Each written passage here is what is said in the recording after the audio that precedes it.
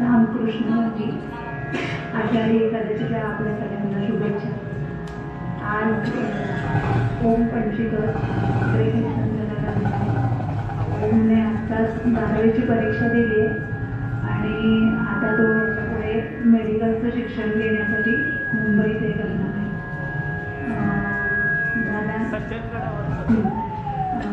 6वी-7वीपासून ओम सज्जनगडावर जातो. ओम झाले लहान 7वीला असलेला छोटा मुलगा गोपाळ भंजीकर हे दोघंही सज्जनगडावर मुलांसाठी फक्त पूर्वी शिबिर असायचं 10 ते 14 वयोगटासाठी. आता मुलींसाठी सुद्धा सुरू केले त्यांनी. त्यामुळे या वयोगटातल्या मुला मुलींना अवश्य पाठवा. अत्यंत छान शिबिर होतं तिकडे आणि जिथे मुलांना 8 दिवस मोबाईल आणि सगळ्या याच्यापासून लांब सुद्धा अत्यंत छान आपला वेळ लावू शकतो.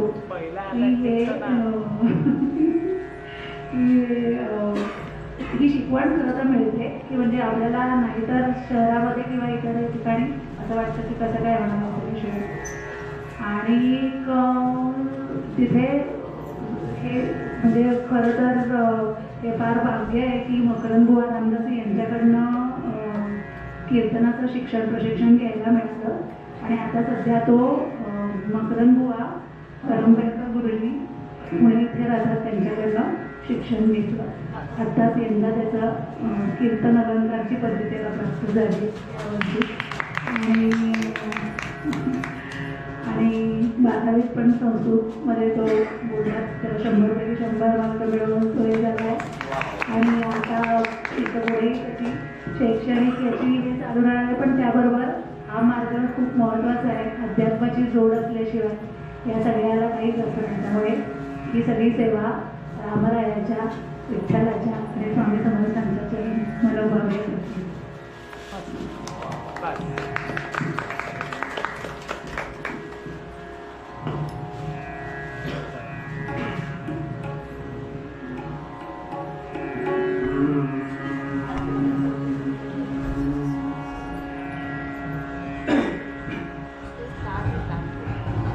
जय जय रघुवीर समर्थ. जय जय रघुवीर समर्थ. जय जय रघुवीर समर्थ.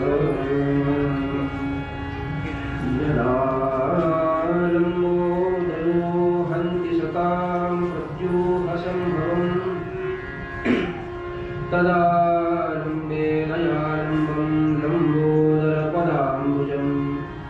नमस्ते शारदे देवी सरस्वती मतिप्रदे वसत्वं मम जिह्वाग्रे सर्वविद्याप्रदा.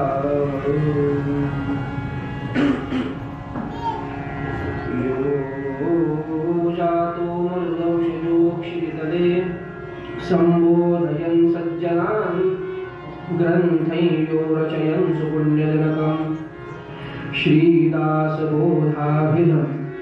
यः कीर्त्या पठतेन सर्वविदुषां स्वान्तापहारी सदा सोऽयं मुक्तिकरः श्रुतौ विजयते श्रीरामदासो गुरुः. श्रीरामशरणं समस्तजगतां रामं विना कारतिः रामेण प्रतिहन्यते कलिबलम् रामाय कार्यं नमः. रामात्तस्य दिकालभीमभुजगो रामस्य सर्वं वशे रामे भक्तिरखण्डिता भवतु मे रामत्वमेवाश्रयः. जय जय रघुवीर समर्थ. मनोजवं मारुततुल्यवेगं जितेन्द्रियं बुद्धिमतां वरिष्ठं वातात्मजं वानरयूथमुख्यं श्रीरामदूतं शरणं प्रपद्ये. जय जय रघुवीर समर्थ.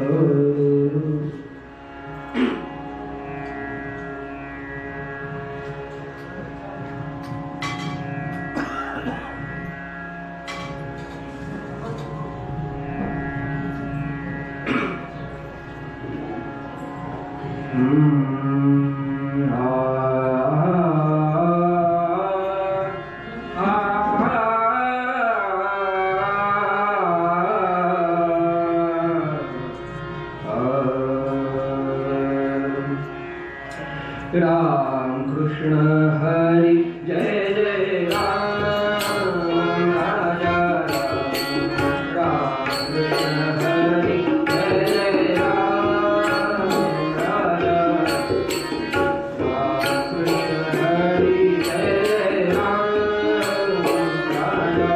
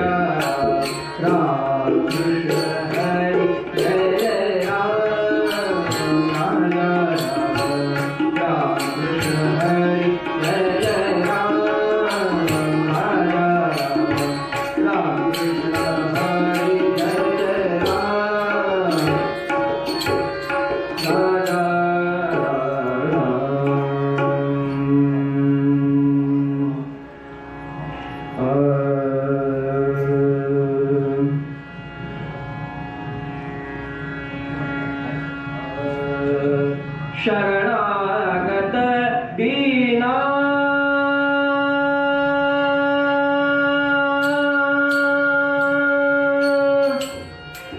शरणागत दीना दीना शरणागत दीना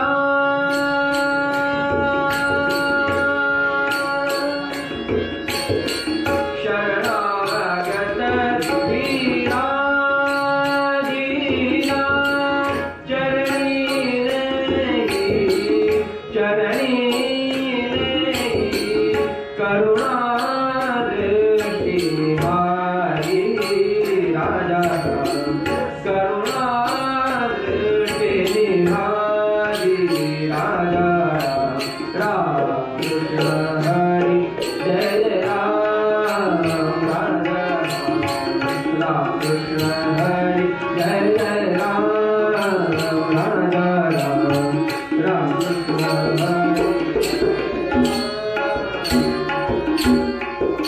राजा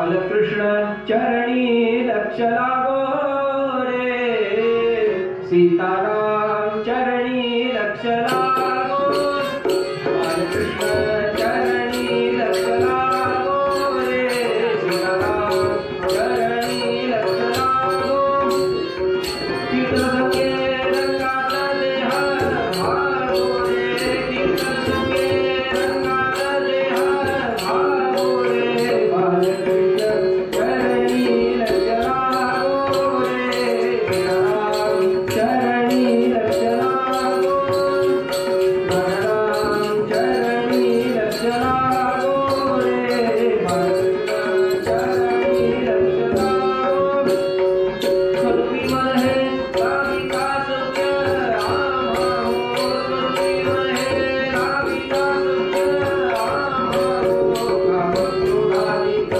जाती आम्हा हो बालकृष्ण चरणी लक्ष लागो बलराम चरणी लक्ष लागो रे बलराम चरणी लक्ष लागो सारसार पदविकास चुराया हो सारसार पदविकास चुराया मंगलधाम जीवन हरि पाया हो मंगलधाम जीवन हरि पाया हो बालकृष्ण चरणी लक्ष लागो रे बलराम चरणी लक्ष लागो बालकृष्ण चरणी लक्ष लागो रे सीताराम चरणी लक्ष लागो सतुपती स्वय नारायण रूप धाऊ हो सतुपती स्वय नारायण रूप धाऊ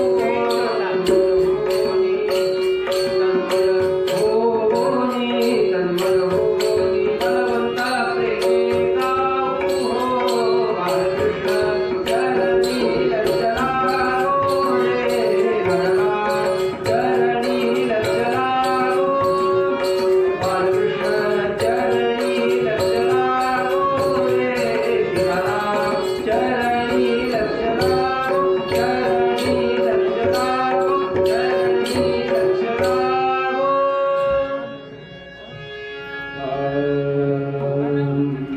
आता आपल्याला गोविंदाचं नाव घ्यायचं आहे सगळ्यांनी ताट बसा मुखाने खडखडीत नाव घ्या आणि हाताने जोरात टाळी वाजवा रघुपती राघव राजा रघुपती सीताराम बोला रघुपती राघव राजा रघुपती रघुपती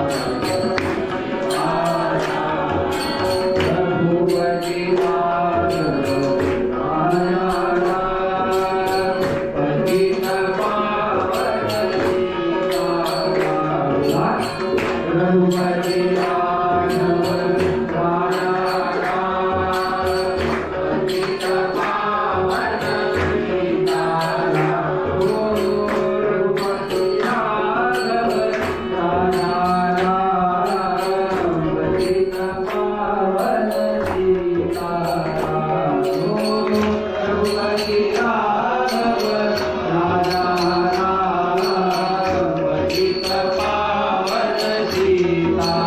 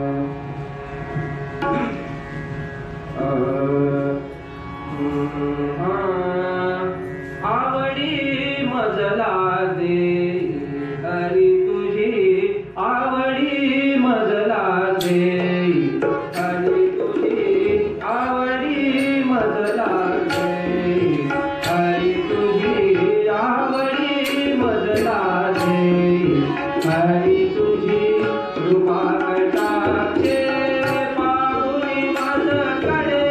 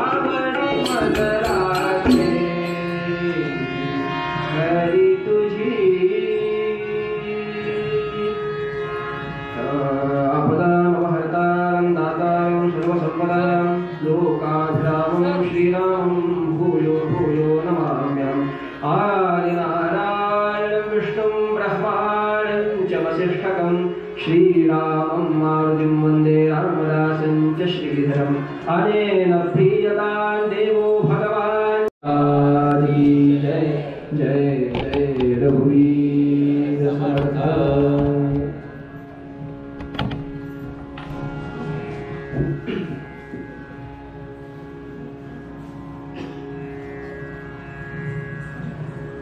आजचा पवित्र दिवस म्हणजे आषाढ शुद्ध एकादशी, शुद्ध किंवा शुक्ल।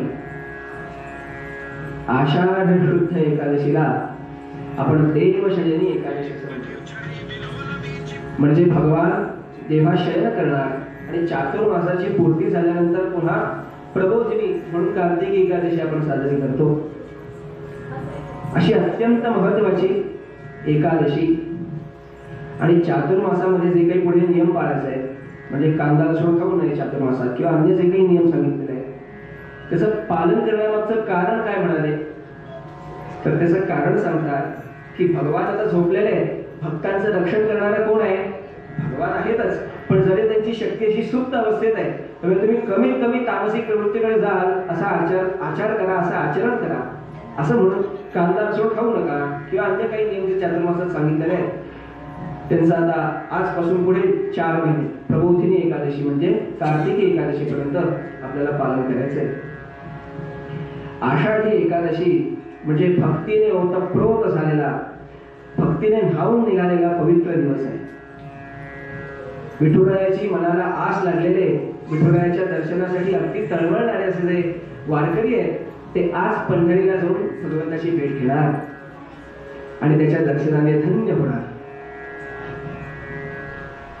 अशी भगवंताप्रतीची भक्ती, भगवंताप्रतीचं प्रेम आपल्यात सुद्धा उत्पन्न व्हावं म्हणून आजचे पद्य करते संत श्रेष्ठ श्री तारकाश्रम स्वामी महाराज भगवंताकडे काही मागणं मागतात माहित नसेल तर त्या अभंगाच्या शेवटच्या चरणामध्ये त्यांनी असं काही विशिष्ट पद लिहून ठेवलेलं असतं की ते पाहिलं की आपल्याला लक्षात येतं हे अनुभव हे समर्थ म्हणजे उदाहरण द्यायचं झालं तर तुका म्हणे, दास म्हणे जे रामदास स्वामी, एका जनार्दनी शरण म्हणजे एकनाथ महाराज। अशा विविध संतांनी ही जी पदं घालून ठेवली आहेत त्यांना म्हणतात नाम मुद्रा, म्हणजे त्यांच्या नामाचा निर्देश करणारा काही अक्षर. अशी या पद्यामध्ये नाममुद्रा कुठली आहे? निजदासाचा हाची मनोरथ पुरवली सेवा घेई. निजदास ही नाममुद्रा आहे. निजदास किंवा दीन या दोन नाममुद्रा वापरणारे असे संतश्रेष्ठ तारकाश्रम स्वामी महाराज. आधी तारकाश्रम स्वामी महाराज कोण होते त्यांच्याविषयी थोडं जाणून घेऊया, कारण हे आपण सगळ्यांनी सामान्यतः ऐकलेलं नाव नाही. पूर्वाश्रमीचे गोविंद बुवा होशिंग अत्यंत विख्यात कीर्तनकार, प्रवचनकार, शास्त्रांचं अत्यंत गहन अध्ययन केलेले, विद्येत पारंगत, वेदशास्त्र संपन्न. ग्वाल्हेरला शिंदे सरकार जे होते तत्कालीन, आत्ताचे नाही बरं का, तत्कालीन शिंदे सरकार जे होते त्यांना गुरुस्थानी असलेले असे अत्यंत सन्माननीय विप्र म्हणजे गोविंद बुवा होशिंग. हे गोविंद बुवा होशिंग इतकं सुंदर कीर्तन करायचे की आपले सगळे श्रोते मंत्रमुग्ध तल्लीन होऊन जायचे. आणि त्यांचं कीर्तन ग्वाल्हेरच्या शिंदे सरकारला इतकं आवडलं की त्यांनी एकदा निश्चय केला की आता महाराजांचं कीर्तन आपण नदीत करायचं. काय आता सरकारची इच्छा, त्याच्यामुळे कोण काय बोलणार, आता नदीत भर जलाशयामध्ये कीर्तन कसं करायचं, त्यासाठी मंचक पाहिजे. मग त्यासाठी नावेला नाव जोडून घोड्यांना होड्या जोडल्या आणि सगळा मंचक तयार केला. त्याच्यावर बुवा आले, सगळ्या श्रोत्यांना बसण्याची व्यवस्था केली, स्वतः शिंदे सरकार येऊन बसले आणि कथा कडावी घडघडाटे अशी जी समर्थांची उक्ती आहे त्या न्यायाने इतकं सुंदर कीर्तन झालं की कीर्तन कधी सुरू झालं कधी संपलं श्रोत्यांना कळलं सुद्धा नाही. सगळे श्रोते जागे होते, सांगून ठेवतो बरं का, सगळे श्रोते नीट ऐकत होते. आणि महाराज इतके प्रसन्न झाले की त्यांनी चांदीच्या नाण्यांचं, चांदीच्या रुपयांचं अख्खं सिंहासन या गोविंदबुवा होशिंगांना भेट म्हणून दिलं. सगळा शिष्य परिवार बरोबर होता. बुवाने ते आदराने स्वीकारलं, पण त्यांची मुळातच वृत्ती संन्यस्त होती. आपल्यासाठी काही मिळवावं ही त्यांची अपेक्षाच नव्हती. भगवंताची सेवा म्हणून ते कीर्तन करायचे, म्हणून त्यांचं ते कीर्तन इतकं रंगत होतं. आणि असे निरासक्त वृत्तीचे असलेले गोविंदबुवा होशिंग पुढे त्यांनी संन्यास घेतला आणि त्यांचंच नाव तारकाश्रम स्वामी महाराज झालं. आणि हे जे त्यांना चांदीच्या रुपयांचं सिंहासन मिळालेलं होतं ते त्यांनी मोडलं आणि त्यापासून जे काही द्रव्य प्राप्त झालं त्या सगळ्याचा उपयोग करून काशीमध्ये तारकमठ बांधला, जो आजही साधकांची, धार्मिकांची, भाविकांची सेवा करतोय, त्यांना निवाऱ्याचं, आश्रयाचं एक स्थान आहे. आणि दुसरं अत्यंत महत्वाचं कार्य जे तारकाश्रम स्वामी महाराजांनी केलं ते म्हणजे आता आपण जे नारदीय कीर्तन ऐकतो आहोत त्या नारदीय कीर्तनाला एक आराखडा, एक चौकट घालून दिली. म्हणजे आधी 2 नमनाची पदं, त्याच्या आधी श्लोक, मग मूळ अभंग, हा जो सिक्वेन्स आहे, आपण शुद्ध मराठी म्हणतो सिक्वेन्स, क्रम, तो क्रम आपल्याला त्या गोविंदबुवा होशिंगांमुळे प्राप्त झाला. पूर्वीच्या काही नारद महाराजांपासून ती कीर्तनाची परंपरा फार प्राचीन आहे, पण तिला आत्ताचं जे मूर्त स्वरूप दिलेलं आहे ते गोविंदबुवा होशिंगांनी म्हणजे तारकाश्रम स्वामी महाराजांनी दिलेलं आहे. आणि संन्यासोत्तर काळामध्ये त्यांनी जी अभंग रचना केलेली आहे, भगवंताकडे काही मागणं मागितलेलं आहे, त्यातला आजचा हा एक अभंग. असे संतश्रेष्ठ तारकाश्रम स्वामी महाराज तुम्हाला आम्हाला उपदेश करतात. एकदा फक्त अभंगातले शब्द गायन करताना कळले नसतील तर नीट समजावेत म्हणून गद्यात उच्चार करतो. आवडी मजला देई हरी तुझी, आवडी मजला देई, कृपा कटाक्षे पाहुनी मजकडे, अहम ममता मतिने हरी तुझी आवडी मजला देई, निजदासाचा हाची मनोरथ पुरहुनी सेवा घेई, हरी तुझी आवडी मजला देई. पहिल्या चरणाचा विचार करूया.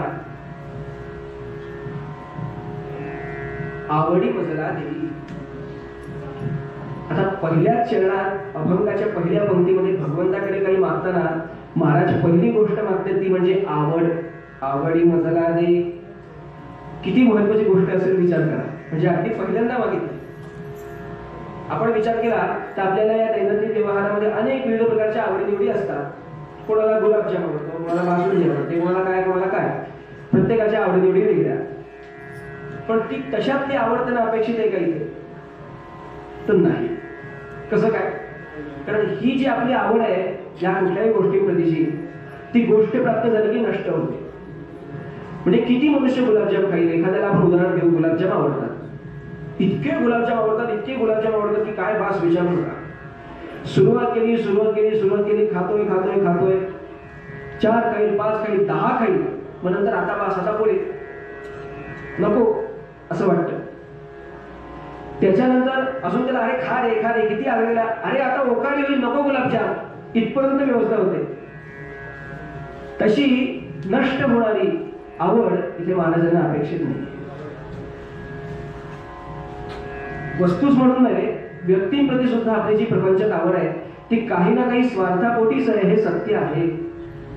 कितीही खोटं वाटत असलं तरी सुद्धा, अगदी जवळच्या नातेवाईकांप्रती सुद्धा आपल्याला एखादी व्यक्ती आवडते म्हणजे तिच्यापासून आपल्याला काहीतरी फायदा होत असतो म्हणूनच आवडते. काही फायदा नाही आणि कोणतरी आवडतो तो म्हणजे भक्तच म्हणायला हवा भगवंताचा.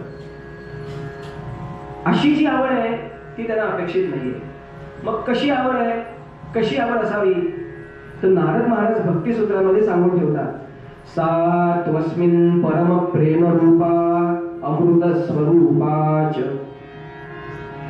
सा त्वस्मिन् परम प्रेम रूपा, त्या परमेश्वरावर परम प्रेम असावं, त्याला परमेश्वराची खरी आवड म्हणावी. आणि दुसरं त्याचा एक क्रायटेरिया सांगितलं, 2 गोष्टी, परम प्रेम असावं हे एक सांगितलं आणि दुसरं सांगितलं अमृत स्वरूपाच.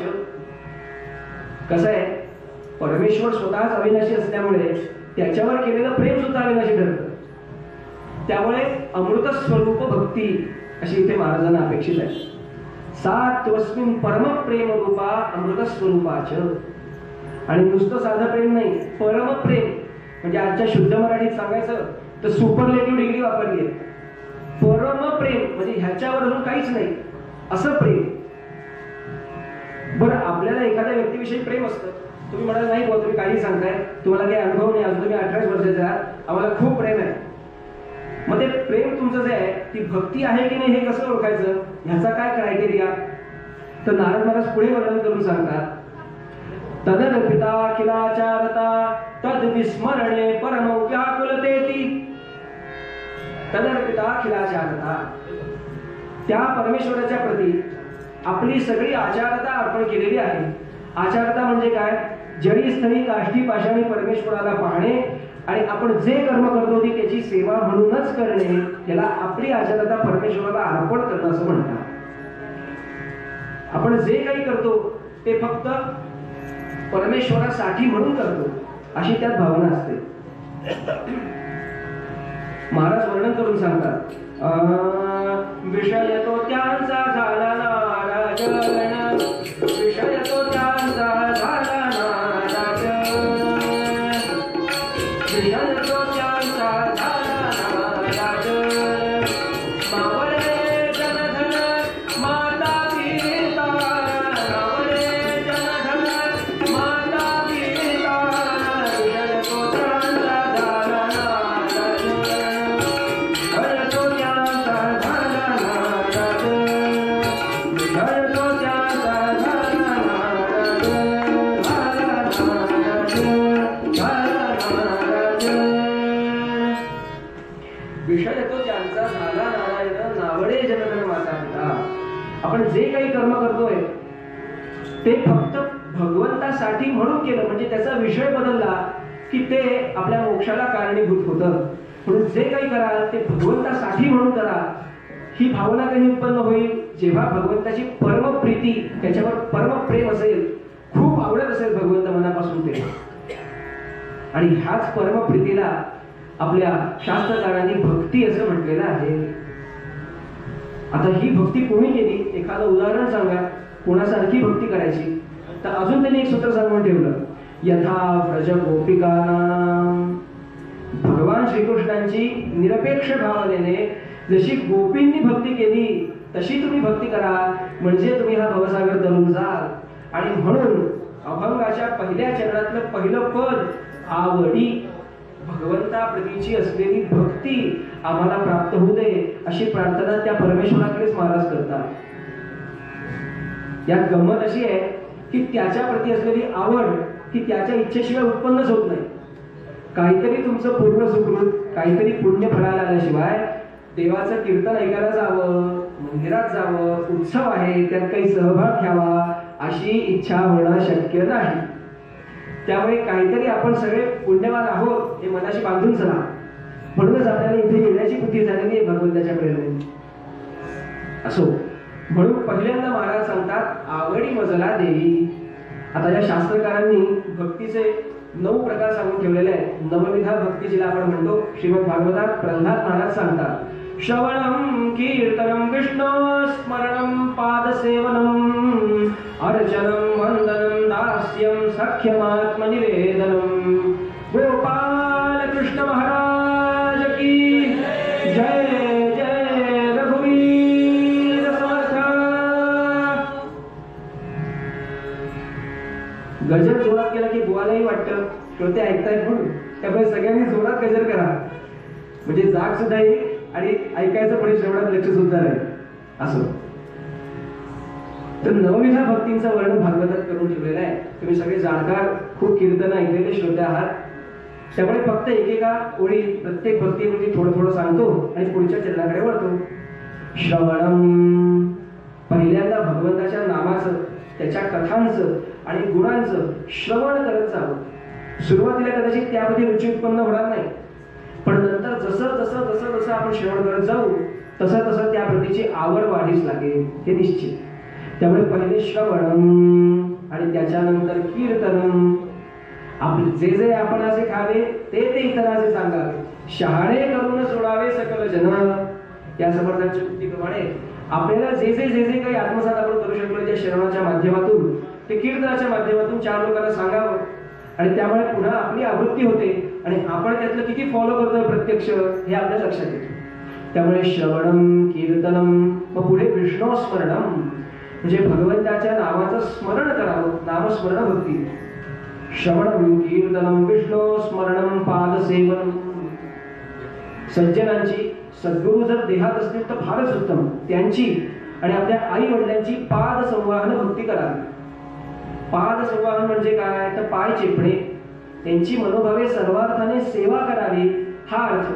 कारण माता पिता हेच आपले पहिले गुरु आहेत आणि त्यांच्याच कृपेने आपल्याला भगवंताची प्राप्ती पुढे होणार आहे.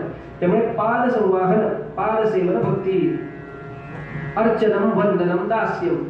अर्चन म्हणजे भगवंताचं पूजन अर्चन करणे, होम हवन यज्ञ यागादीच्या माध्यमातून भगवंताची प्रीती संपादन करणे. वंदन म्हणजे भगवंताला मनापासून नमस्कार करणे. दास्य म्हणजे मी भगवंताचा दास आहे, भगवंत माझा स्वामी आहे, या भावनेतून भगवंताची सेवा जी काही पडेल, जे काही काम, कुठले काम हलकं न मांडता देवासाठी म्हणून करणे. अशी भक्ती कोणी केली तर मारुतीरायांनी केली. कोण आहेस तू असं जेव्हा त्यांना विचारलं मारुतीरायांना, तेव्हा मारुतीराय उत्तर देतात देवदृष्ट्या तु दासोहम जीवदृष्ट्या त्वदंशकः आत्मदृष्ट्या त्वमेवाहम इति मे निश्चिता मतिः. देहदृष्ट्या तु दासोहम, देहाच्या दृष्टीने विचार कराल तर प्रभू रामराया मी तुमचा दास आहे. जीवदृष्ट्या त्वदंशकः, जीवाच्या पातळीवर विचार कराल तर मी तुमचा अंशच आहे. आत्मदृष्ट्या त्वमेवाहम, आत्मदृष्ट्या म्हणजे परमतत्वाच्या दृष्टीने विचार कराल तर मी आणि तुम्ही यात काहीच फरक नाही. इथे मे निश्चितामती, ही माझी मती दृढ आहे, अशी भावना असावी. आणि हनुमंतासारखं दास्य जमावं यासाठी प्रभूकडे प्रार्थना करावी. अर्चनम वंदनम दास्यम सख्यमात्मनिवेदनम. भगवंताला अर्जुनासारखं सख्य म्हणजे अर्जुनाने भगवंताला आपलं सखा मानलं आणि मग त्या अनुरूप भगवंताची सेवा केली, ती सख्य भक्ती. आणि शेवटची अत्यंत महत्वाची भक्ती म्हणजे आत्मनिवेदन भक्ती, म्हणजे मी आणि तो परमेश्वर वेगळा नाही, हे नुसतं समजण्याच्या नाही, उमजण्याच्या आणि अनुभवाच्या पातळीवर येण्यासाठी प्रयत्न करणे म्हणजे आत्मनिवेदन भक्ती. असे नवविधा भक्तींचे शास्त्रकारांनी प्रकार सांगितले. ह्या भक्तीचे सगळे अंश आम्हाला प्राप्त होत आणि आमचा उद्धार होत. म्हणून पहिल्या चरणात महाराज प्रार्थना करतात आवडी मजला देईन हरी तुझी आवडी मजला देईन. पुढे म्हणतात कृपा कटाक्षे पाहुनी मज कडे अहम ममता मतीने हरी तुझी आवडी मजला दे. कृपा कटाक्षे पाहुनी मजकडे अहम ममता मतीने. पहिल्यांदा काय देई ते सांगितलं, आवडी मजला देई. आता काय नाही ते सांगतात. आपल्या भक्ती मार्गातले किंवा भगवंताप्रती जाण्यातल्या जो आपला अध्यात्म मार्ग आहे, पंथ आहे, त्याच्यातले 2 प्रमुख शत्रू सांगितले. आचार्यांनी सुद्धा तेच सांगून ठेवलेले. एक म्हणजे अहंकार आणि दुसरी म्हणजे ममता. अहंकार म्हणजे काय? मी श्रेष्ठ, मी करता, मी करणारा, मी कोणतरी मोठा, ह्या भावनेतून कुठलंही कर्म करणं, कुठल्याही कर्माचा करता मी आहे हा विचार करणं. अगदी पोळ्या करताना सुद्धा रामाने माझ्याकडून पोळ्या करून घेतल्या हा भाव असेल तर ती रामाची सेवा होईल. कीर्तन करताना मी कीर्तन करतोय हा विचार असेल तर तुमचं कीर्तन काय म्हणजे भगवंताची सेवा म्हणून होणार नाही, एंटरटेनमेंटचं साधन होईल. भगवंताची सेवा व्हायला हवी असेल तर ते कीर्तन राम माझ्याकडून करून घेत आहेत ही भावना पाहिजे.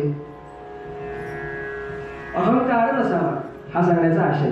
अहंकार कशाला म्हणायचं तर त्यात अहंभूती हा विषय शास्त्राने अजून थोडा सूक्ष्मात जाऊन सांगितला. तो म्हणजे हा देह म्हणजे मी आहे हे समजणं, हा सुद्धा देहाप्रतीचा आपला अहंकारच आहे एक प्रकारचा. अशा सगळ्या अहंकाराचा त्याग करणं आणि अहंकाराच्या माध्यमातून आपल्याला ममता उत्पन्न होते. पहिले मी येतो आणि मग माझे येतात. मी असतो मग माझा चष्मा असतो, माझी बॅट असते, माझा बॉल असतो, माझे नातेवाईक असतात, माझे मित्र असतात, सगळं असतं. मी आणि माझा या मनुष्य अडकतो आणि पुनरपि जननम पुनरपि मरणम पुनरपि जननी जठरे शयनम इह संसारे खलु दुस्तारे कृपया पाहि पाहि मुरारे. अशी अवस्था होते. पुनरपि जननम पुनरपि मरणम. आचार्यांनी सुद्धा हेच सांगून ठेवले. ते हे हंता तदुत्था स्वविषय ममता चेति दुःखास्पदे द्वे. पूर्ण श्लोक असा आहे. यः कश्चित सौख्य हेतो स्त्री जगती यतता नैव दुःखस्य हेतो. आचार्य शतश्लोकीमध्ये सांगतात, शंकराचार्य महाराज, श्रीमंत जगद्गुरु आदिशंकराचार्य महाराज सांगून ठेवतात महाराज की भोग घडो जे असं ती कपाळी. आमच्या माथ्यावर जे काही भोग लिहिलेले आहेत ना ते घडू देत, त्याचा भार आम्ही तुला घालत नाही. आमच्या भोगाचा भार तुला नाही. आणि ह्यात हे अध्यारोधच आहे की जेव्हा तुम्ही भगवंताच्या भक्तीच्या मार्गाने अग्रसर होता तेव्हा शूली को काटा बना देना जिसको कहते हैं, म्हणजे अत्यंत खूप तीव्रतेचं काहीतरी असेल त्याची झळ कमी करून थोडक्यातल्या थोडक्यात तुम्हाला तो त्या भोगापासून लाभ करतो की भगवंताची कृपा आपल्यावर आहेच, म्हणून माझा हा भोग नष्ट करून टाक अशी प्रार्थना भगवंताकडे कधी करू नये. प्रभू तुझी मला भक्ती दे आणि अहंकार आणि ममता यापासून निराश होऊ दे, ही मुख्य प्रार्थना भगवंताकडे महाराज करतात.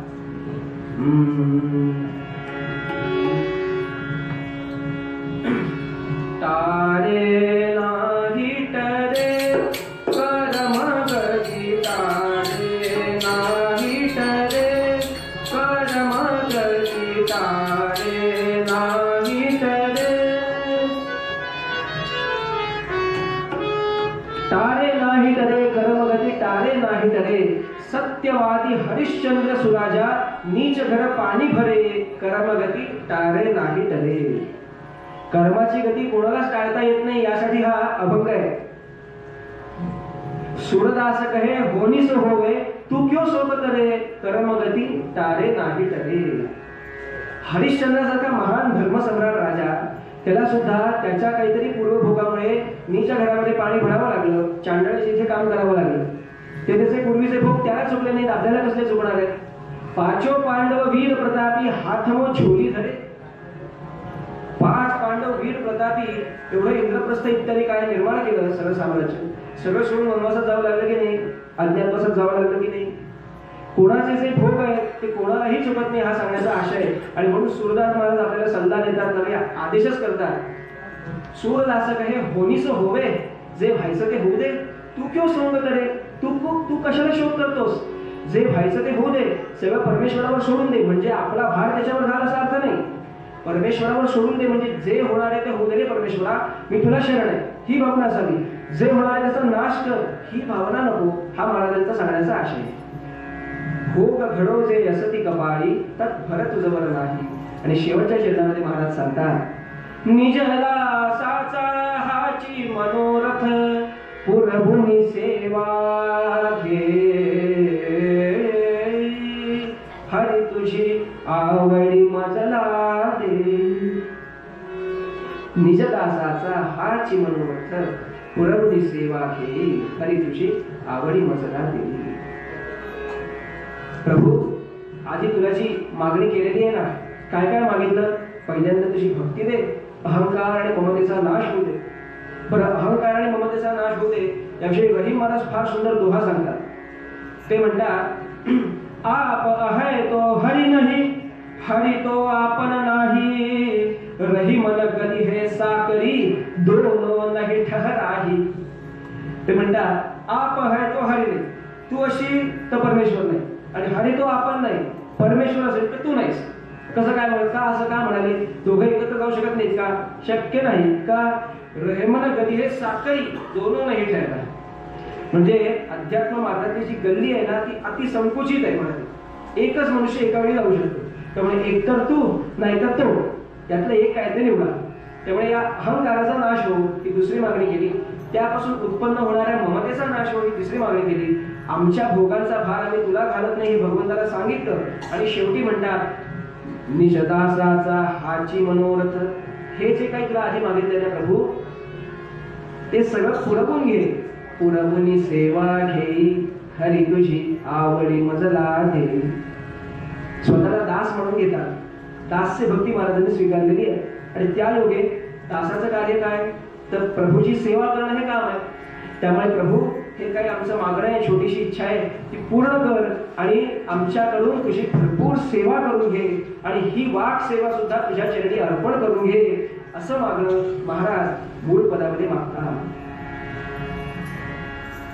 भगवंताप्रतीची निस्सीम भक्ती, अतिशय पराकोटीचं प्रेम कोणी कोणी केलं ते उदाहरण आपण पाहिलं. यथा व्रज गोपिका म्हणून गोपींनी जसं प्रेम केलं तसं करावं. अहो पण विठुरायाच्या बाजूला ही जी रुक्माबाई आहे ती सुद्धा यांच्यात काही कमी नाहीये. रुक्माबाईचं परमेश्वरावर जे प्रेम आहे, निस्सीम भक्ती आहे, त्या योगे हा श्रीकृष्ण परमेश्वर म्हणून रुक्मिणी देवीला कसा प्राप्त झाला याची कथा आपल्याला आता आख्यानात पाहायची आहे. रुक्मिणी स्वयंवराचा प्रसंग आपल्याला आख्यानात पाहायचा आहे. आपण एखाद्या व्यक्तीवर प्रेम करतो, तो व्यक्ती आपल्या समोर तरी असतो. नुसतं एखाद्याच्या गुणांचं श्रवण करून त्याला आपलं सर्वस्व अर्पण करण्यासारखा परमपवित्र भाव रुक्मिणी देवींच्या ठाई होता. असा भाव आपणा सगळ्यांच्या ठिकाणी सुद्धा प्राप्त व्हावा, उत्पन्न व्हावा आणि वाढीस लागावा. आपल्यातल्या अहंकार आणि ममता इत्यादी दोषांचा नाश होऊन भगवंताची जास्तीत जास्त सेवा आपल्याकडे करावी हीच मागणी मागताना पूर्व रंगपद्यामध्ये आजचे पद्य करते तारकाश्रम स्वामी महाराज म्हणाले, अशा ज्या वर्णन कराल त्या सगळ्या सद्गुणांनी युक्त असा राजा होता. राजाचं नाव भीष्मक, विदर्भ देशाचे महाराज, पुंडीरपुरामध्ये निवास करतात. आणि हे विदर्भ देशाचे महाराज आपल्या दिव्य अशा अत्यंत विस्तृत राजसभेमधल्या मुख्य आसनावर विराजमान झालेले होते. दरबार भरलेला, सगळे सन्माननीय प्रजाजन, राजाचे मंत्री, अमात्य इत्यादी आपापल्या अधिकारानुसार विविध स्थानांवर विराजमान झालेले होते. दरबार सुरू व्हायची वेळ उलटून गेली तरी सुद्धा महाराज काहीतरी विचारमग्न अवस्थेत अजूनही दिसत होते. त्यांचं काही आजच्या कामकाजामध्ये दरबाराचं विशेष लक्ष नव्हतं. आता महाराज शेवटी विचाराय कोण विचारणार त्यांना, त्यामुळे सगळेजण प्रतीक्षा करत होते. महाराज तसे आपल्याला समजून घेणारे आहेत, त्यामुळे आपल्या मनातल्या काय भावना आहेत ते आपल्याला बोलून दाखवतील. म्हणून सगळे प्रतीक्षा करत होते आणि अशी दरबारात एक शांतता पसरलेली होती. आणि या शांततेला भगवंताच्या नावाने पावन करत कृष्ण कृष्ण जय, कृष्ण कृष्ण जय असा गजर करत करत कीर्ती नावाचे ब्राह्मण महाराज तिथे येऊन पोहोचले.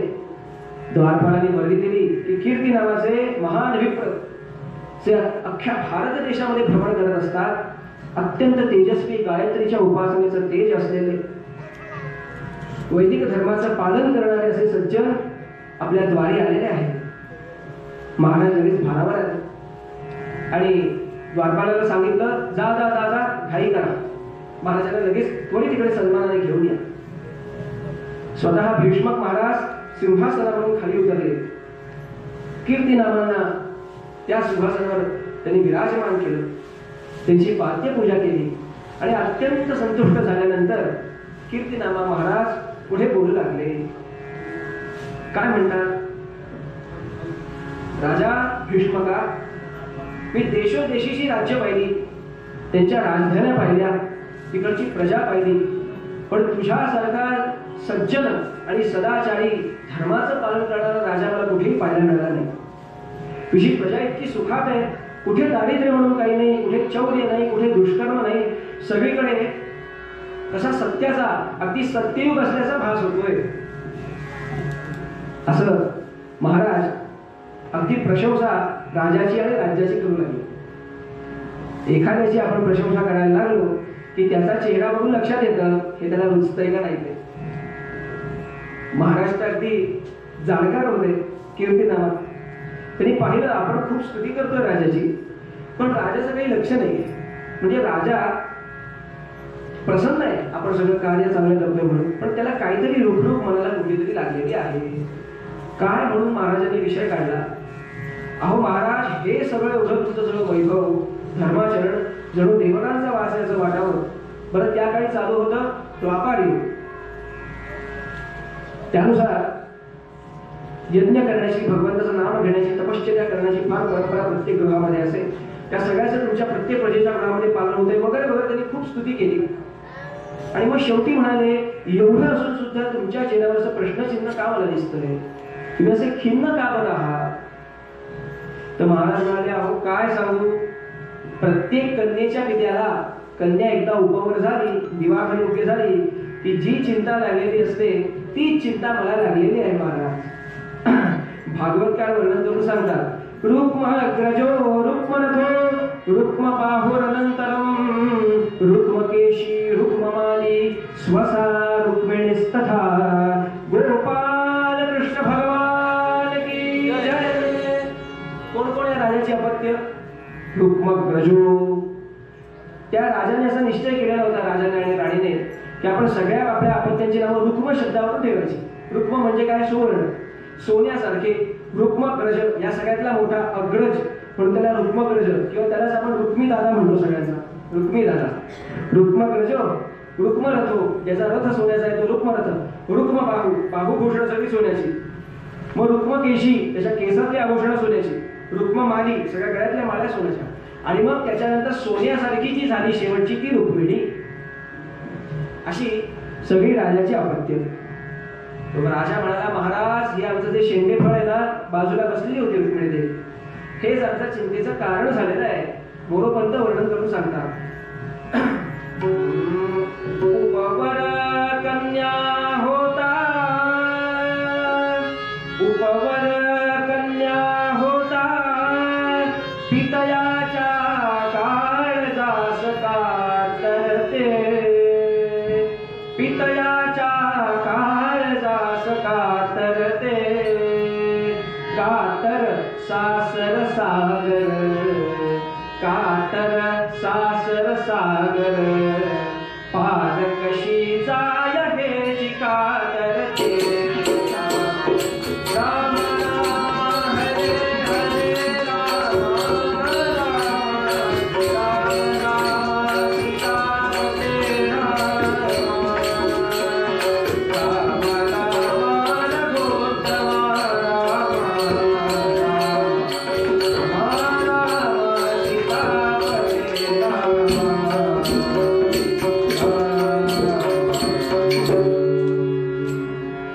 उपवर कन्या होता. पंडिती काव्य मोरोपंतांची आरे आहे. बघा कशी शब्द योजना करतात. उपवर कन्या होता, पितयाच्या काळजास कातरते, म्हणजे पित्याच्या काळजाला कातरते. का? का तर सासर सागर, सासर रूपी सागर, पार कशी जाय हे चिका तरते. कातरते का तरते, कशी तरून जाईल आणि पित्याचं हृदय कातरते. हा मोरोपंतांचं एक वैशिष्ट्य आहे पंडिती काव्याचं, की एकाच शब्दात फोड करून विविध अर्थ उत्पन्न करतात. तर ही सुद्धा मला चिंता लागलेली आहे. पण ते म्हणजे चिंतेचं काय कारण आहे? अहो तुमच्या कन्येत काही कमतरता आहे का? तर नव्हे, स्वर्गातल्या अप्सरांना लाजवेल असं लावण्य आहे. इतकी बुद्धिमान, इतकी विद्वान, इतकी तेजस्वी तुमची कन्या आहे. अहो कोणी सुद्धा हिच्याशी विवाह करायला तत्पर होईल. पण तुमची कसली चिंता? म्हणाले, हीच तर चिंता आहे. हिला सुयोग्य असा वर मला सापडतच नाहीये. प्रचंड शोध घेऊन झाला, विविध देशोदेशीचे राजे आले, पण प्रत्येकात काही ना काहीतरी कमतरता आहेच असं म्हणले. बर बर. तो शेवटी भीष्मक महाराज कीर्तिनामाला म्हणतात, महाराज अहो तुम्ही देशोदेशी एवढं भ्रमण करत असता, राजांच्या राजवाड्यात जात असता, त्यांच्या सगळ्या राजकुमारांची सुद्धा तुमची भेट होत असते, तुमची ओळख असते, तर कोणी तुमच्या पाहण्यात एखादा अत्यंत आमच्या कन्येसाठी सुयोग्य असा वर असेल तर जरूर सुचवा. क्षणाचाही विलंब न करता कीर्तनामा महाराजांच्या मुखावर अगदी स्मितहास्य दरवळायला लागलं आणि लक्षात आलं की कोणतरी योग्य वर यांच्या बुद्धीने निश्चित केलेला आहे. महाराज सांगा, तुमचं हे हसूच सांगताय की तुम्ही कोणीतरी तुमच्या मनात आहे. कोण आहे तो? अहो कोण काय विचारता? भगवान श्रीकृष्णांशिवाय दुसरा अजून कोण तुमच्या रुक्मिणीस योग्य वर या भूमी तलावर आख्या नाही म्हणाले.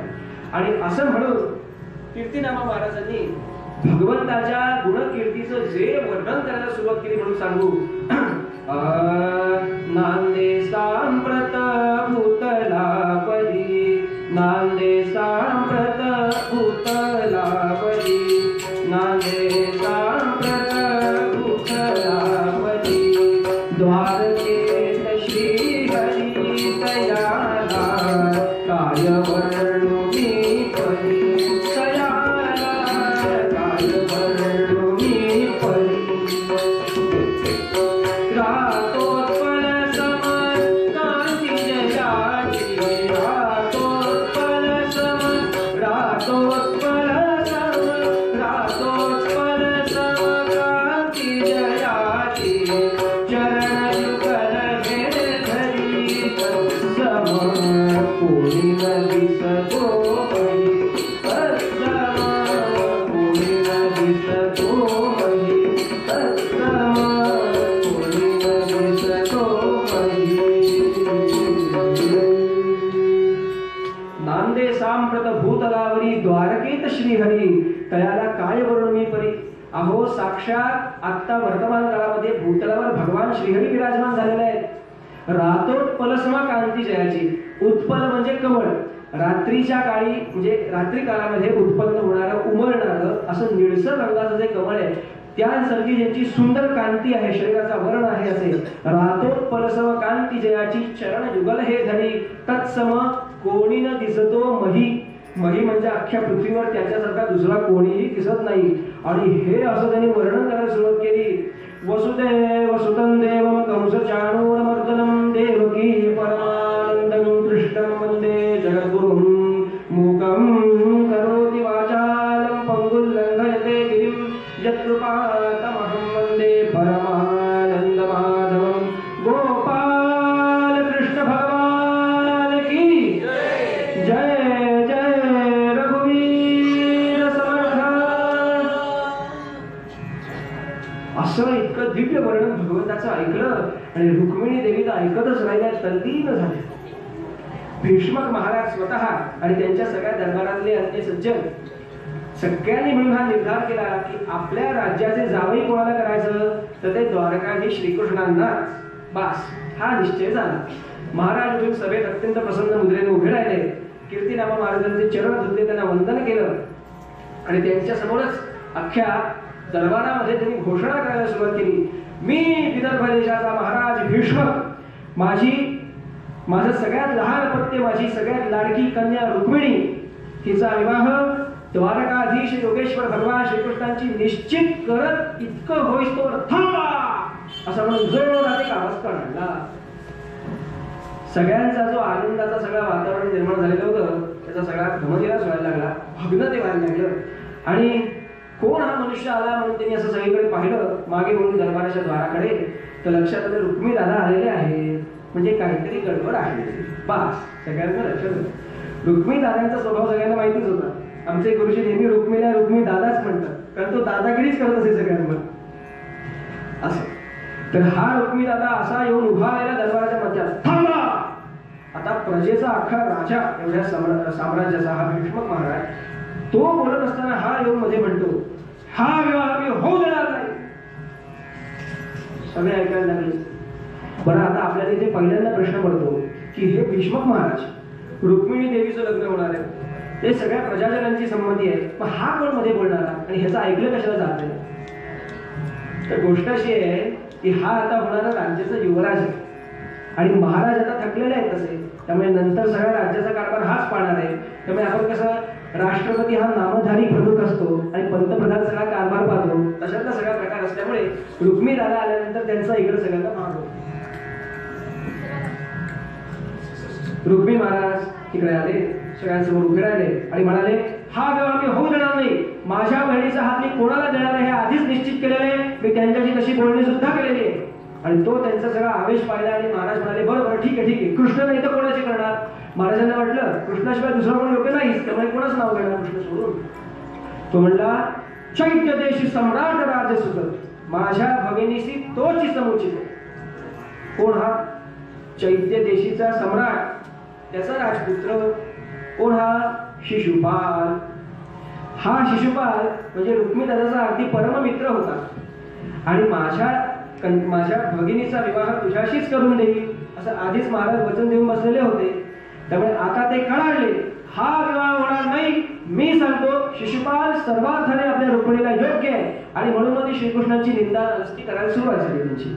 हा पळकोटा, हा घाबरट, हा असा तो तसा गुराखी, त्याचे आई कोण आणि वडील कोण, हा नंदाचा का वसुदेवाचा का कोणाचा काही कळत नाही, असं विषय सगळी बोलायला सुरुवात झाली. ती भगवंताची निंदा सज्जनांना सहन झाली नाही. बरेच जण दरबारातून निघून गेले. रुक्मिणी देवीला सुद्धा सहन झालं नाही. त्यांनी कानावर हात ठेवले आणि भीष्मक महाराजांचा पर्याय नव्हता. ते म्हणाले, बरं बरं बरं ठीक आहे, तू म्हणतोस तसंच करू. शिशुपालाशी रुक्मिणी देवींचा विवाह निश्चित. कीर्तिनामा महाराज निघून गेले. सगळा दरबार बरखास्त झाला आणि रुक्मिणी देवी अगदी मनातून खिन्न झाली.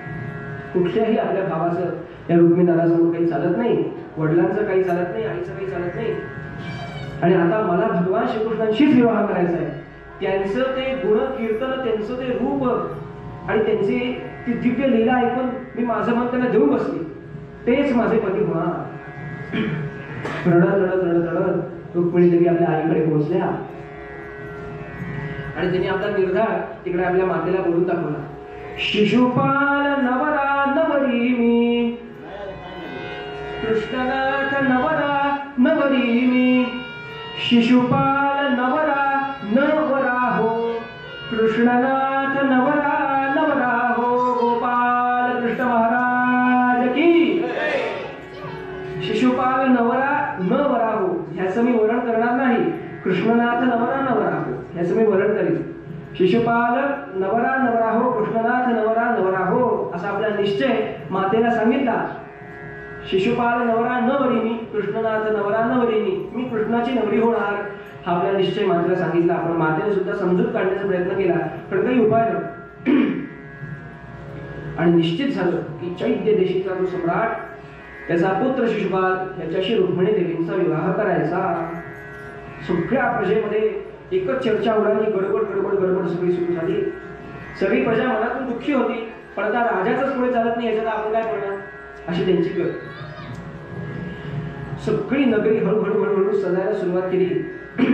एखाद्या राजाच्या अंबारीची कशी सज्जा करावी, तो हत्ती कसा सजवावा, किंवा आपण शृंगेरीला वगैरे गेला असाल तर हत्ती हे मुळातच प्रमुख समृद्धीचं प्रतीक.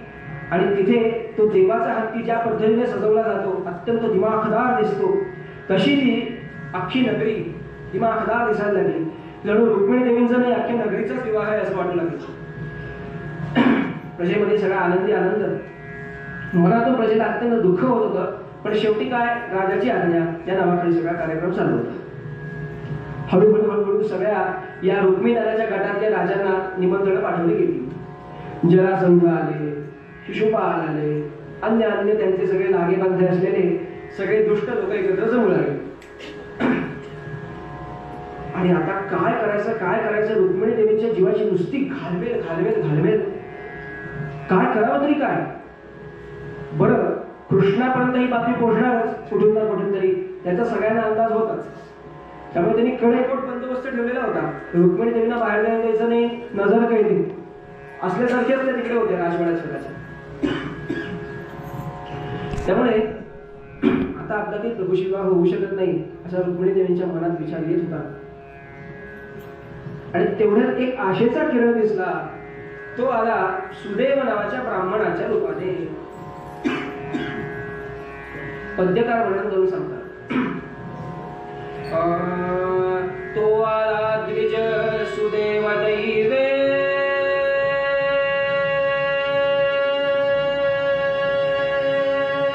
तो आला द्विज सुदैव दैवे, आशीर्वाद दिला.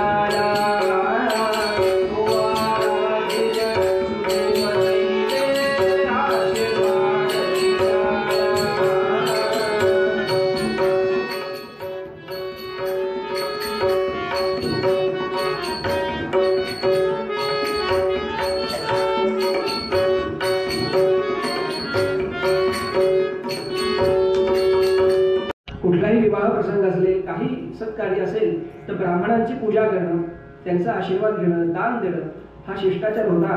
आणि त्या न्यायाने देशोदेशीचे विविध अत्यंत विद्वान असे वेदशास्त्र संपन्न ब्राह्मण भीष्मक राजाच्या कोंडीत कुळाला येत होते. आणि त्यातलाच एक हा तेजस्वी ब्राह्मण म्हणजे सुदैव. तो आला द्विज सुदैव दैवे, आशीर्वादाची द्याव्या. रुक्मिणी देवीच्या द्वारावर सुदैव महाराज आले. द्वारपालाने वर्दी दिली. अत्यंत तेजस्वी असे विप्रवर आपल्याला आशीर्वाद देण्यासाठी आलेले आहे. त्यांना सन्मान आत आणलं, त्यांचं पाद्यपूजन केलं, नवे रुक्मिणी चरणा लागली. रुक्मिणी देवीने त्यांना साष्टांग दंडवत नमस्कार केला आणि त्यांचं पूजन केलं. आता ते आशीर्वाद देणार आणि जाणार. पण त्यांचं सुद्धा रुक्मिणी देवीच्या चरणात मुखाकडे लक्ष गेलं. डोळे सुजलेले दिसत आहेत, खूप रुदन केलेलं आहे, खूप रडलेले आहे, काळवडलेले आहेत डोळे. काय झालं म्हणून आपण विचारून पाहावं त्या उद्देशाने त्यांनी विचारलं, देवी तुम्हाला काही कष्ट आहे का? हा विवाह तुमच्या मनाप्रमाणे होतोय की नाही? ते कुंडलीपोळाच्या बाहेरचे असल्यामुळे त्यांना हा विषय माहित नव्हता. हा तुमच्या मनाप्रमाणे विवाह होतोय ना? तुम्ही सुखी आहात ना? आता हे विचारल्यानंतर मात्र रुक्मिणी देवींचा पान सुटला आणि त्या रडायला लागल्या. ब्राह्मण महाराजांना म्हणाल्या, महाराज माझी कथा मी तुम्हाला काय सांगू? आणि झालेला सगळा प्रसंग रुक्मिणी देवींनी महाराजांना सांगितला. आणि महाराज म्हणाले, सुदैव महाराज रुक्मिणी देवीला म्हणतात, अहो तुम्ही चिंता कशाला करताय? तुमच्या मातेचा, तुमच्या पित्यांचा, अख्ख्या प्रजेचा आणि महत्वाचं म्हणजे तुमचा शुद्ध मराठीत सांगायचं तर कन्सेंट आहे ना? मग काय हरकत आहे? तुमचा रुक्मिणी दादा म्हणतोय म्हणून काय झालं? तुम्ही एक चांगला उपाय करा, मी तुम्हाला सांगतो. काय उपाय करा? भगवंताला पत्र लिहा ना. पत्र लिहून कळवा, मला न्यायला ये, नाहीतर माझं लग्न करून टाकतील म्हणून. रुक्मिणी देवी लाजल्या, म्हणाल्या, असं कोणी लग्नाच्या आधी पत्र लिहिलं का? म्हणाले, हे काय शिष्टाचाराला धरून आहे? ते म्हणाले, शिष्टाचाराला धरूनच आहे.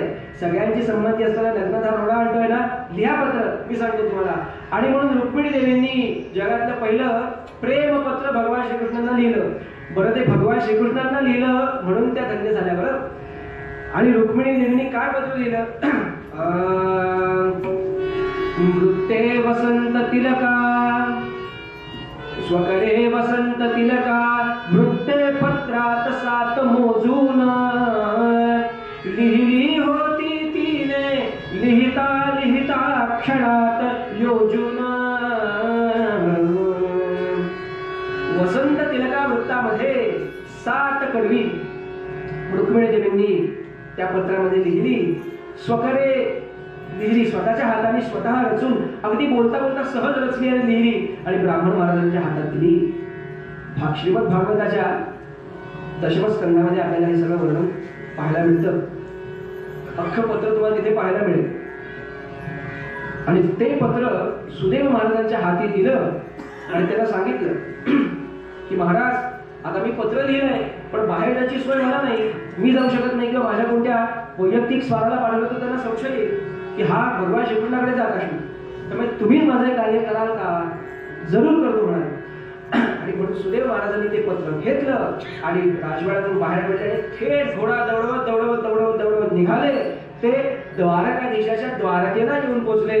आणि द्वारकाधीशाची ती द्वारका म्हणून इतकी मोहित झाले म्हणून सांगू, जो तो इतका प्रेमाने बोलतोय, कुठे काही दुराचार नाही, कोणाला काही दारिद्र्य नाही, इतकी संपन्नता, देवाची साक्षात नगरी ती पाहिली आणि आपल्या मूळ कार्य विसरूनच गेले.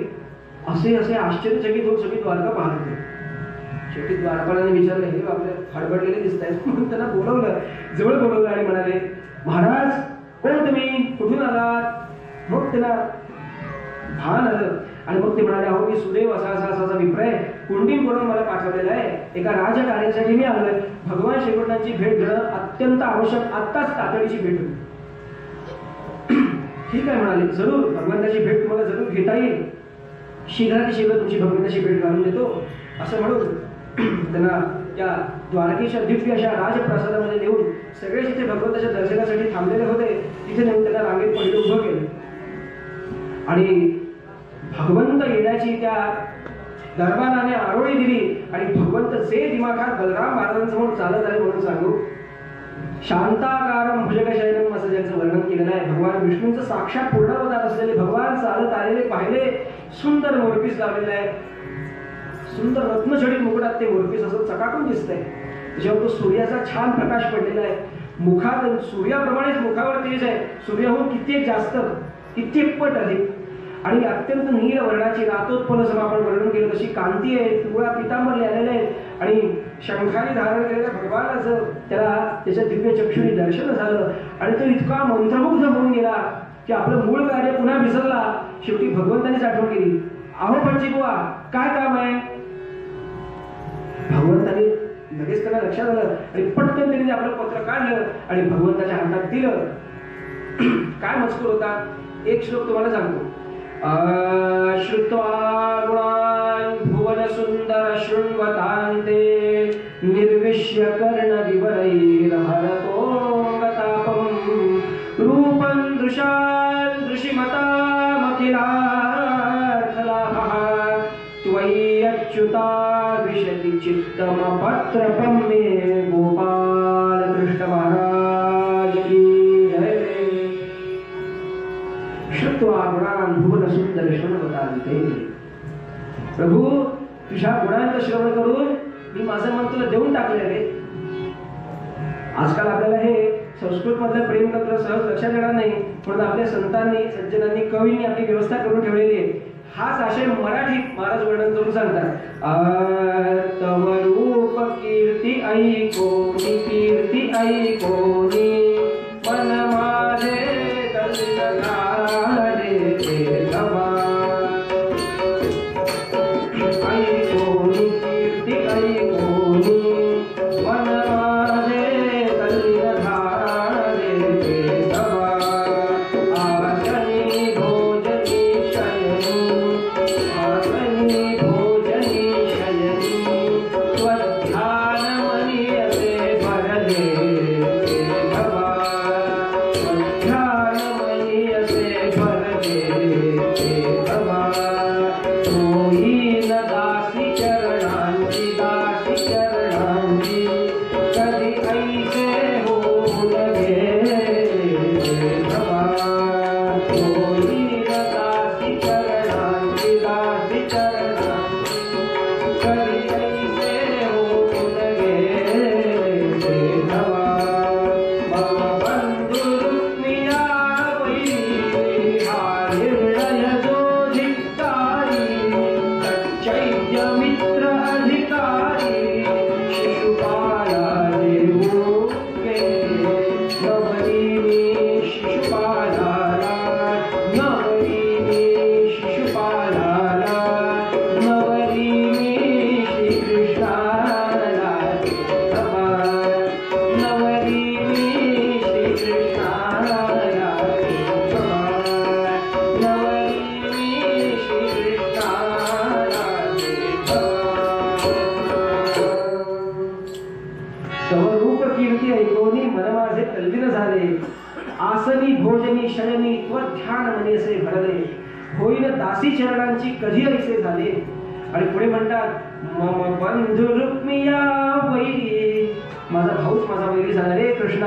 काय सांगू तुला, हा निर्णय जो धिक्कारी, त्याचा मित्र चैत्य मित्र अधिकारी शिशुपाला देऊ केले. पण माझा निर्धार आहे, नवरी मी शिशुपालाला, नवरी मी श्रीकृष्णाला ते धवा. असं रुक्मिणी देवीचं पत्र वाचतं आणि कृष्ण भगवान वाचतायत भगवान आणि त्यांच्या डोळ्यात अश्रूंच्या धारा यायला लागल्या.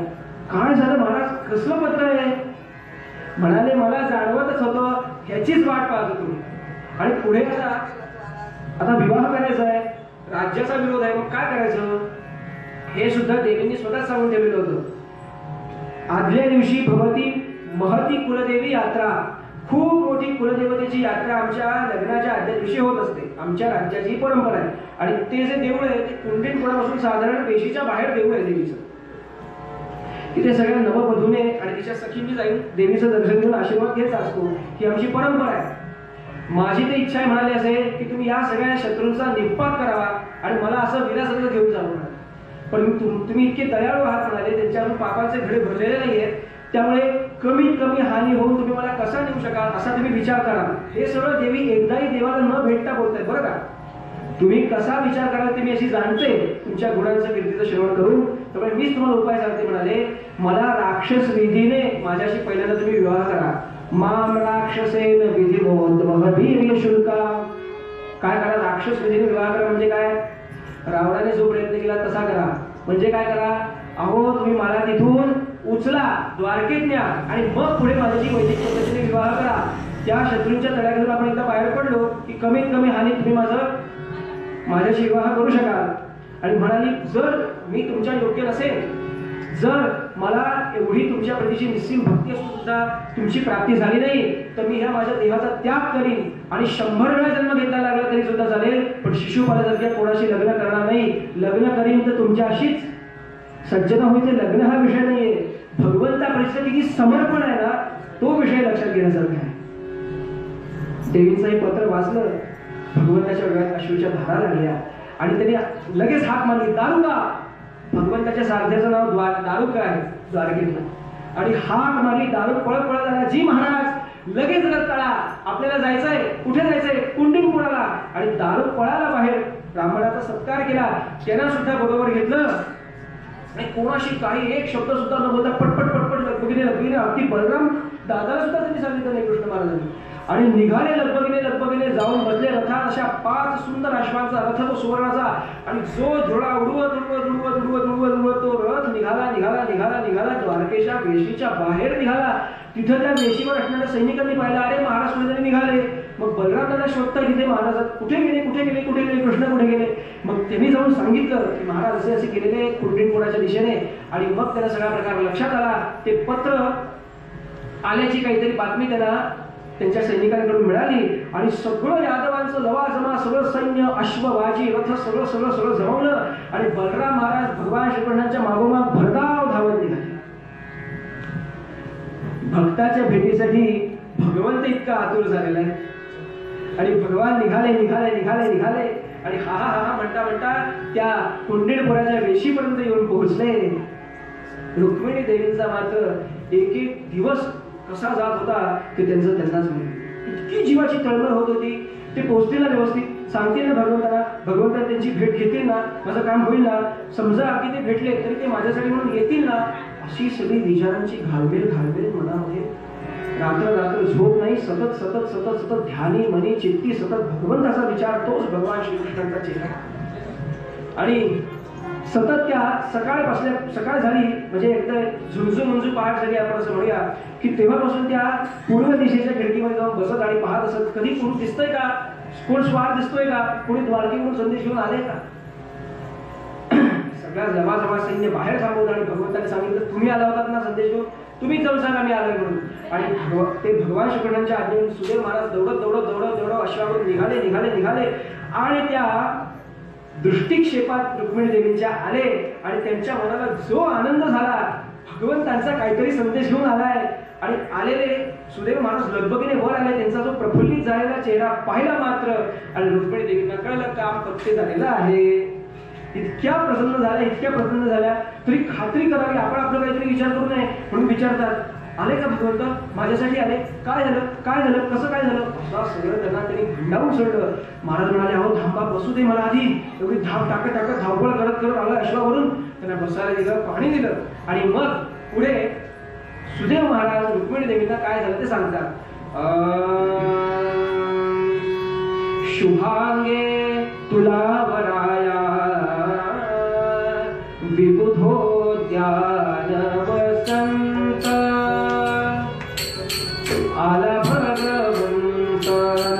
शुभांगे तुला वराया विबुधोद्यान वसंत आला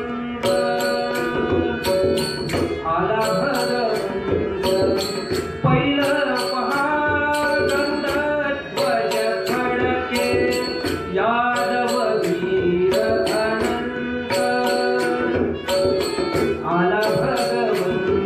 भगवंत शुभांगे तुला वराया विबुधोद्यान वसंत आला भगवंत झोपे माझी दचकून उठतो त्रैलोक्य श्रीमंत आला भगवंत शुभांगे तुला वराया विबुधोद्यान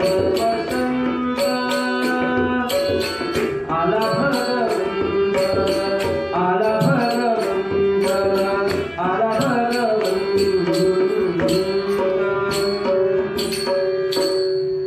शुभांगे तुला वराया विबुधोद्यान वसंत आला भगवंत पहिलं पहा त्या तिकडे खिडकीतून दूर पहा ते सगळं चकाकणारे तुम्हाला ध्वज दिसतात ना पहिलं पहा गरुड ध्वज फडके यादव वीर अनंत आला भगवंत एकटा नाही अख्खा लवाजमा घेऊन आलाय झोपे माझी दचकून उठतो त्रैलोक्य श्रीमंत तो त्रैलोक्य श्रीमंत असलेला भगवान मला येता येता काय म्हणाला सांगू तुझ्या विचाराने त्याला झोपेत दचकून जाग येत होती आणि रुक्मिणी देवी इतक्या प्रसन्न झाल्या इतक्या प्रसन्न झाल्या इतक्या प्रसन्न झाल्या आणि सुदेव महाराजांनी पुढचा अनुभव जो होता तो रुक्मिणी देवींना दिला काय म्हणाले महाराज तुम्ही सांगितल्याप्रमाणे भगवंताचा प्लॅन आहे काय प्लॅन आहे काय योजना आहे म्हणाले तुम्ही जेव्हा त्या कुलदेवीच्या यात्रेसाठी म्हणून जाल तेव्हा भगवान तिथे रथ घेऊन येतील आणि तुम्हाला द्वारकेला घेऊन पुढे तुमचा वैदिक विवाह होईल रुक्मिणी देवींना मनापासून आनंद झाला पण तरी धाकधूक होतीच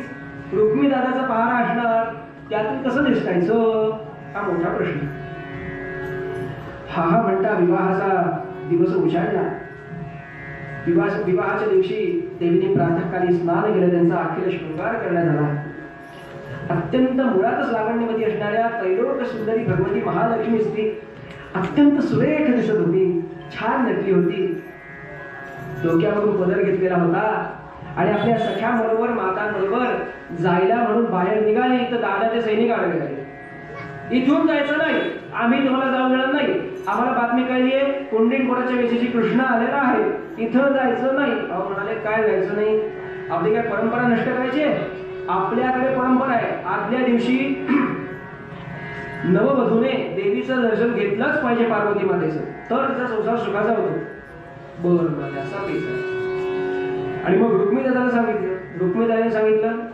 इधर तीन उधर तीन सामने तीन पीछे तीन असे सगळे भालेबंद त्यांचे सैनिक घेऊन असं कवच करून जायचं ठीक आहे दादासाहेब तशी तुमची आहे आणि हा म्हणता ते आजूबाजूला सगळे सैनिक पहारा देत कारण त्यांना अंदाज होताच काहीतरी गडबड होणार हळूहळू त्या कुलदेवीच्या जुन्या मंदिराच्या इथे पोहोचले ते सगळं शृंगार केलेला होता त्या मंदिराचा आणि म्हणाले आता मंदिरात येणार का बायकांचा आमचा कार्यक्रम आहे तिकडे तुम्ही कसं येत आहे बाहेरच थांबले त्या सगळ्या सैनिकांना बाहेरच थांबवलं त्या सैनिकांना आजूबाजूला सगळ्या त्या मंदिराच्या आजूबाजूला घोळका करून उभे राहिले आणि देवी आतमध्ये गेल्या आणि त्या पार्वती मातेचं दिव्य स्वरूप त्यांनी पाहिलं डोळ्यातून हृदयामध्ये साठवलं आणि देवीची काय प्रार्थना केली असेल मोरोपंत वर्णन करून सांगतात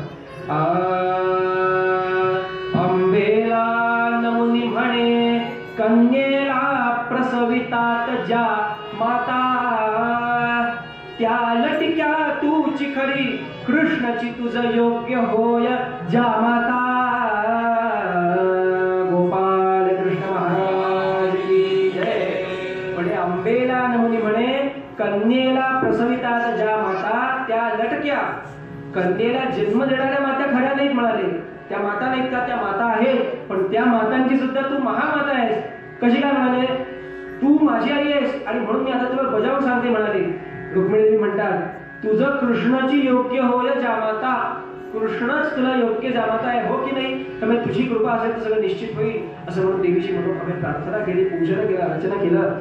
आणि आता रुक्मिणी देवी देवीच्या मस्तकावर पाय ठेवण्यासाठी म्हणून खाली वाकल्या, डोकं टेकवलं आणि देवीच्या गळ्यातला तो जो सुंदर कमळाचा हार होता तो रुक्मिणी देवीच्या गळ्यात पडला आणि कळलं देवीने आपल्याला कौल दिलेला आहे, देवीचा शुभ संकेत आहे, आपल्याला हवं तसंच होणार आहे. म्हणजे काय, भगवंताची प्राप्ती आपल्याला नक्की होणार आहे हे निश्चित झालं. अत्यंत प्रसन्न झाल्या. तिथून उठल्या, वाटेतून हळूहळू पाहत पाहत पहारेकरांचं लक्ष नाही असं म्हणून तिकडे तिकडे समोर समोर आल्या. मंदिराच्या मागच्या बाजूच्या द्वाराशी इथे आल्या आणि भगवान तिथे उभेच होते. भगवंता असे एक हात खाली करून उभे होते. रुक्मिणी देवीला ते सुद्धा आधार देऊन पटकन चढता येणार, असे भगवान एक पाय खाली, एक पाय रथाच्या पायरीवर आणि दुसऱ्या हातात रुक्मिणी देवीचा हात, असे स्वतः भगवान भक्तासमोर वाकले. त्यांना वर उचललं, आपल्या बरोबर बसवला रथात.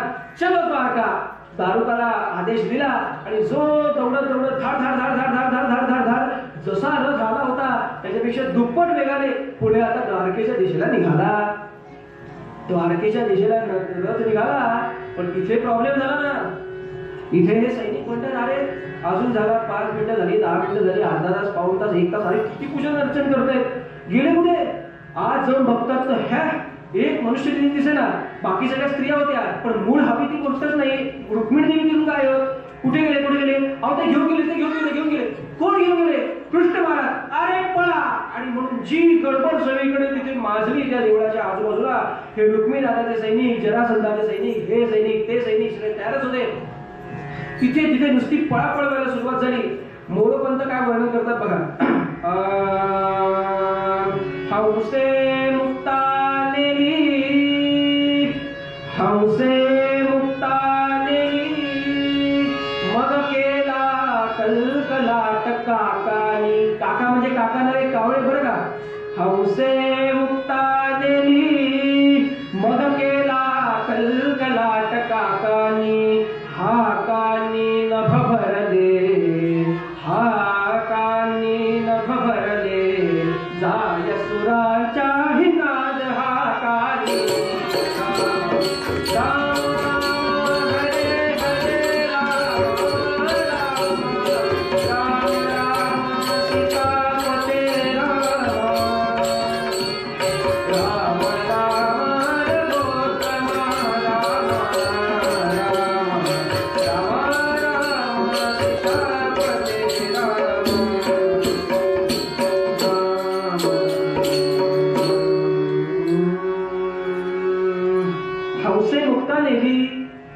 हौसाने म्हणजे भगवान श्रीकृष्णांनी मुक्ता नेली आणि मग कावळे ओरडत बसले, गाव गाव गाव. उपयोग काय? हाकांनी नभ भरले. अख्ख्या आसमंतात नुसते अरे कुठे गेले, इथे शोध तिथे शोध, आरडा ओरड्याचा आवाज. जाय सुरांच्या ही नाद हाकानी, हाकानी हाकानी. मोरोपंत. आणि अशी सगळीकडे गडबड माजली. हे असे चवताळले सगळे, रुक्मी दादा आणि ते जरासंध इत्यादी सगळे सगळे इतके रागवले, त्रस्त झाले. अरे आम्ही एवढी काळजी घेऊन सुद्धा हा घेऊन गेलाच कसा?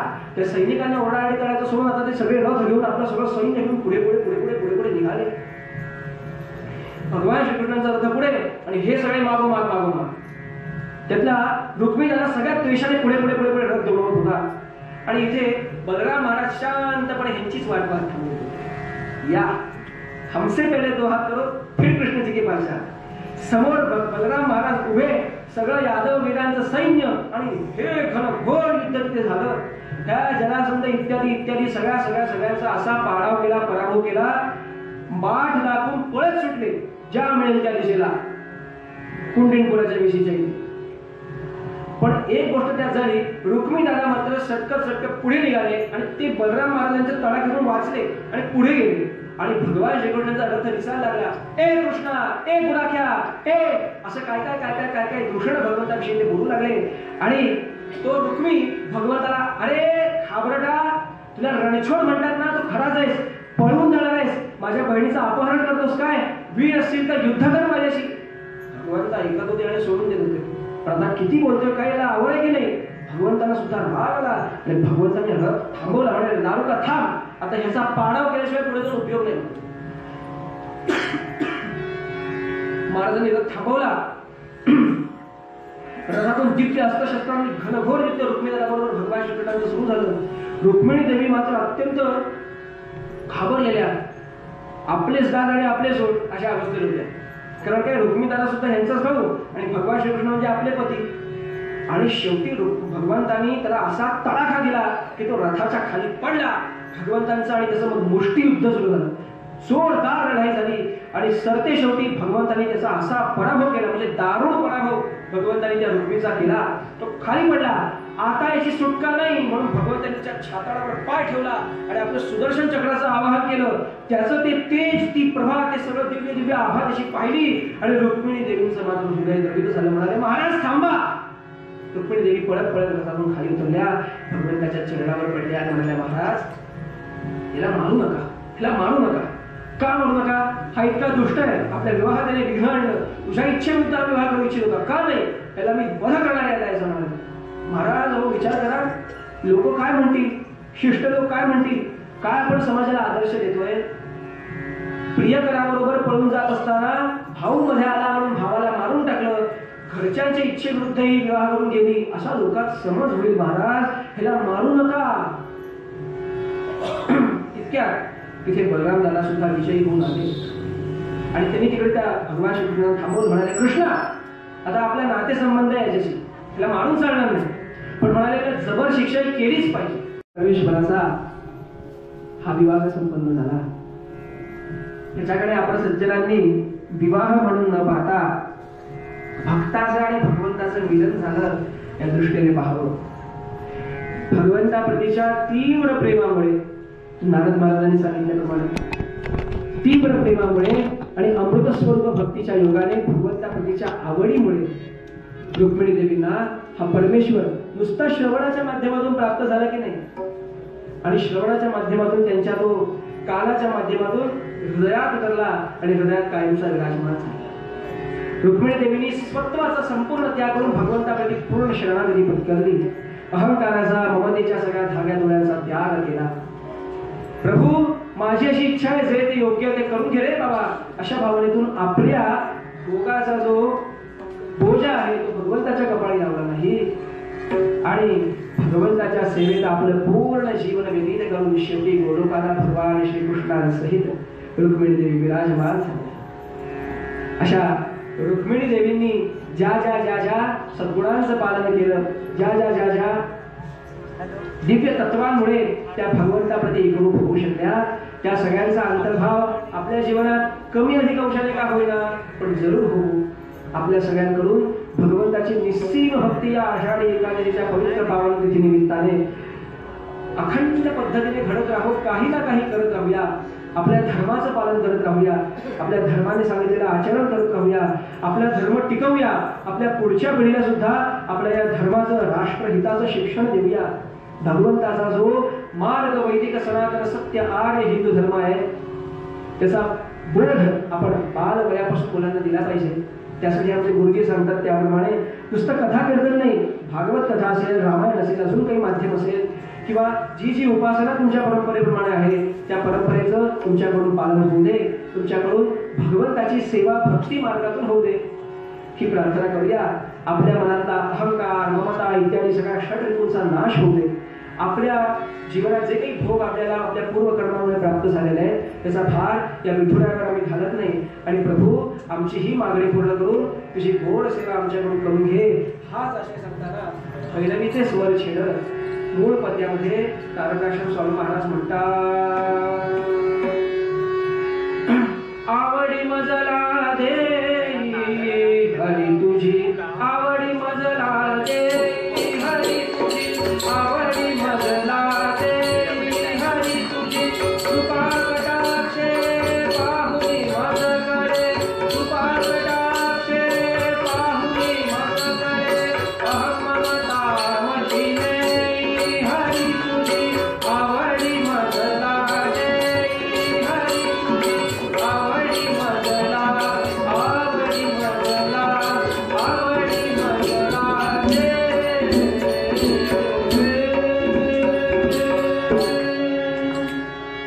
झालेली कीर्तन सेवा विठ्ठल रुक्मिणींच्या चरणी या उत्तूर परिसरातल्या सगळ्या देवतांच्या चरणी, ग्रामदेवतांच्या, कुलदेवतांच्या सद्गुरू श्री समर्थ रामदास स्वामी महाराज आणि आराध्य दैवत श्री रामचंद्रांच्या चरणी अर्पण करतो. यद रोचते तद्ग्राह्यम, यन्न रोचते तत् सर्वधैव त्याज्यम. त्या न्यायाने मी अल्पबुद्धी आहे, आपल्या कृपेने आणि या अधिष्ठानाच्या कृपेने जे काही बोलू शकलो ते बोललो. तर आपल्याला जे योग्य वाटतं, ग्राह्य वाटतं, घ्यावंसं वाटतं त्याचा आपल्या जीवनात अंगीकार करावा. आणि जे अयोग्य वाटतं त्याचा मी अल्पबुद्धी आहे आणि माझ्याकडून काही चूक झाली म्हणून त्याचा त्याग करावा. जे योग्य आणि ग्राह्य वाटलं ते सद्गुरूंच्या आणि गुरुजींच्या कृपेने आहे. शेवटी समर्थ सुद्धा वर्णन करून सांगतात, तुम्ही श्रोते जगदीश मूर्ती, तेथे माझी वित्पत्ती किती, बुद्धी अल्पमती सलती करितो. तुम्हा विद्वान श्रोत्यांच्या चरणी, तुमच्या हृदयस्थ परमात्म्याच्या चरणी, विठ्ठलाच्या रुक्मिणी मातेच्या चरणी वंदन करतो आणि कीर्तनाचा समारोप करतो. झाले कीर्तन शेवट गोड करला,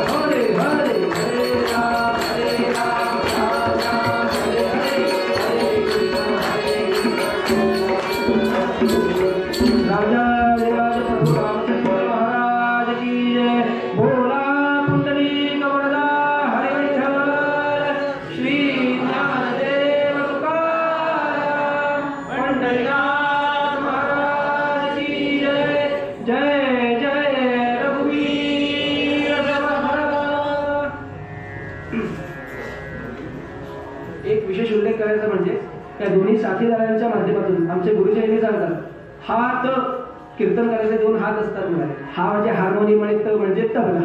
या दोन्ही साथीदारांच्या माध्यमातून आपल्या या कीर्तनाला रंगत आली आणि संगीताच्या माध्यमातून आपण भगवंतापर्यंत जवळ जाण्याचा प्रयत्न केला. त्याबद्दल या दोन्ही साथीदारांसाठी जोरदार टाळ्या झाल्या पाहिजे. सगळी सेवा भगवंताच्या चरणी अर्पण करतो. जय जय रघुवीर समर्थ.